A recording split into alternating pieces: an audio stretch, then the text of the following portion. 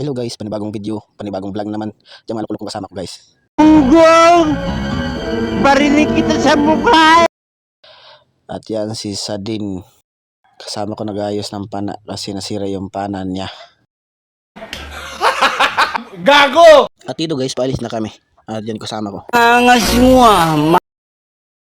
At dito guys, tumating na kami at panibagong dive na naman sa gabing ito. At yan, may nakita akong pawikan. At dito guys, nakita ko siya at pinabayaan ko lang. At dito guys, may nakita akong lapu-lapo. Kaso hindi ko tinamaan. Yun. At dito guys, may nakita naman akong isda. Yun, sa pool. Malaki-laki na rin to guys at libre na to pang sabaw. At dito guys, may nakita akong bagulan. Hindi ko pa siya tinira, binidyuhan ko muna. Kasi ang ganda niyang tingnan. Nung paalis na siya guys, doon na ako, tinira ko na. Yun. Ganda ng tama guys.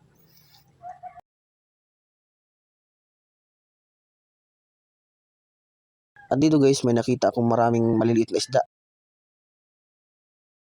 Kaya kung may lambat ka, siguradong huli to lahat. Yung maliliit na mata, sarap to siguro sa kinilaw.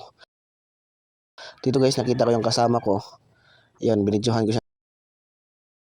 Dito guys, may kung isang isda, hindi ko na nabidyohan.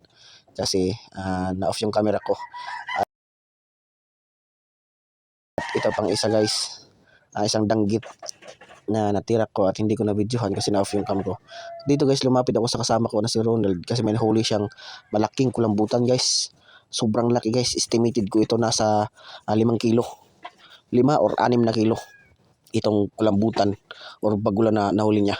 At dito guys, may nakita rin akong danggit. At yun, tinira ko na. Ganda ng tama kaya hindi siya nakabitaw. Dito guys, nagulat ako, akala ko lapu-lapo, butete pala. Kaya pinabayaan ko na lang kasi makalason daw yan sabi nila. Kaya naghanap lang ako ng iba. At saka dito guys, may nakita akong isang isda na nasa ilalim ng corals. Isang tawag dito silay. At dito guys, may nakita rin ako isang maliit na bagulan. Kaya tinanong ko siya kung nasaan yung niya, kasama niyang malalaki. Kaso hindi sumasagot, kaya naghanap lang ako sa ibabaka. Nasa gilid-gilid lang. Kaso wala talaga akong nakita. Kaya dito guys, pinagbutihan ko lang ang paghanap ko. At baka mayroon pa dito. At ito guys, may nakita din akong isang isda. Silay din. Nasa ilalim ng corals. Kaya tinira ko na. Yun, sapol. Masarap to guys sa paksiw. At dito may nakita din ako. Isang silay na naman. Medyo good size na rin to. Pang paksiw. Yun, tinira ko na. Sapol guys. Yun, masarap to paksiw. At dito guys, nasa ilalim, nagulat ako. Akala ko lapu-lapo na. Yun butiti na naman pala. Pangalawang butiti na to. Sobrang laki. Yun, kumaripas na ng langoy. Naghanap lang ako ng iba. Dito guys, umakyat na ako sa tabi. At dito yung kasama ko naghintay. At ito yung huli niyang bagulan. Sobrang laki. Estimated namin dito nasa 5 or 6 na kilo to. First time lang namin yung nakuha. At dito guys, umuwi na kami. At yan yung huli namin ngayong gabi. Ayan guys, nakita niyo man ang sobrang laki ng bagulan na nahuli ni Ronald Espinosa.